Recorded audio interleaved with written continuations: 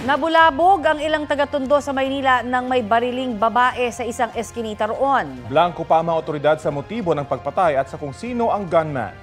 Balita hatid ni Jomar Apresto.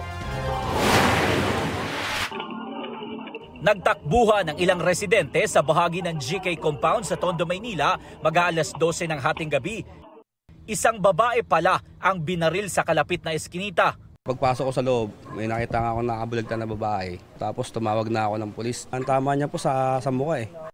Kilala raw niya ang biktima sa tawag na alias Rina. Mabilis naman daw nagdatingan ng mga pulis at kinordonan ng lugar. Sabi ng barangay, umikot pa sila sa lugar kagabi at nakausap pa nila ang biktima ilang minuto bago siya binaril.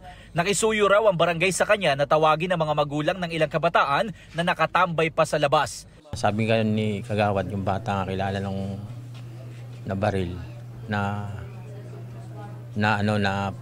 papasukin yung mga bata. Pagkatapos nun, nung nasa barangay na kami, may isang concerned citizen na tumawag sa amin na mayroon daw naganap na shooting incident dito. Sabi ng ilang residente, isang putok lang ng baril ang narinig nila.